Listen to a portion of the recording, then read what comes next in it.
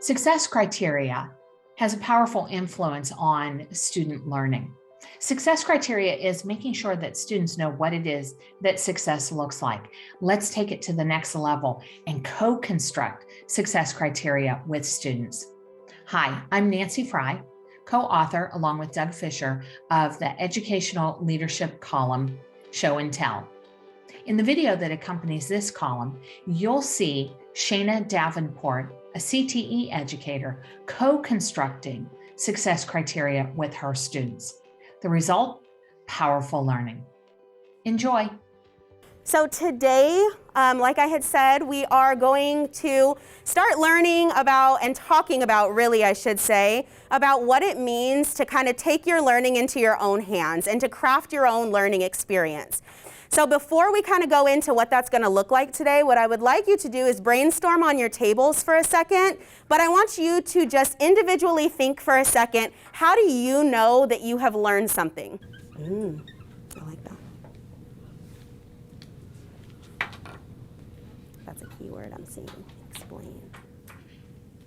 I'm starting to see some common trends and common language that you're using to explain how you think you've learned something. So if I can just hear a few voices and maybe we can pop some of those trends out. Helen? I know I've learned something when I can teach it to somebody and I feel calm doing it. Okay, so when you can teach it to somebody and you feel calm doing it. I love that, right? So there's no angst about it. You feel comfortable. You feel strong in what it is that you're doing. Perfect. Thank you. Alima? I can explain the topic to other people. You can, okay. And connect it to my life. Connect it to your life. Ooh, I like that. So relevancy, right, Thurston? I'm also engaged when I'm in the conversation, when I apply my own learning from, like, learning about this topic or this skill in another class or thing I learned about it. So you're able to draw from other areas and other aspects of knowledge that you have and be able to put that into what it is you're talking about? Yeah. Nice. Thank you, Thurston. So I want you to leave those ways that you know how to identify learning on your table so that as we're going through this exercise, you are then able to figure out what you think the success criteria should be for this learning intention today. So as you work as a group, you're going to then open that up and explain to me why you think they meet expectations, why you think that article exceeds expectations, or why you think it needs a little bit of revising. First off, like even when you look at it, it's much longer, so you can tell it's going to have a bit more information than this one is. It has amazing grammar and it's sources.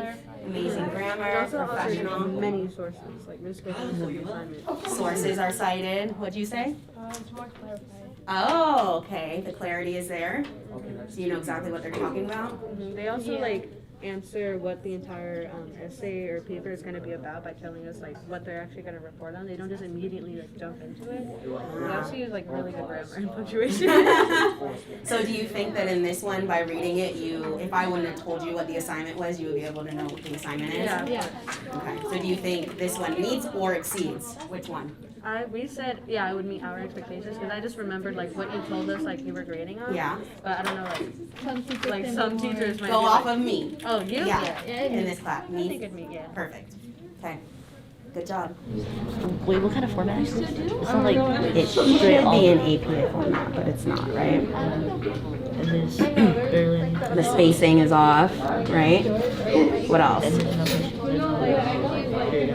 Grammar is off, right? So do you have all these things labeled somewhere? Because those are great points you're finding. So grammar, you said, spacing, and then what else? Is there anything else missing? Okay. And you might want to compare it, so when you find out that one needs revising, you might want to compare it to one that you think meets expectations so that you can see what else this one might be missing, right? What you have on your tables right now is an example of different types of success criteria that should be included in an assignment that looks like this, right? I'm going to go around from table to table, and I'm going to ask you for some of your examples. For number 2, we agreed that it exceeded expectations because it had transitional words. It quoted from sites, and it had great grammar and language. Thank you. Group 3. Like, it's not in paragraph form. Okay. It barely answers the questions, and it needs capitalization, punctuation, and it needs to be written in complete sentences. It could have been broken into more paragraphs. Thank you. Group 4.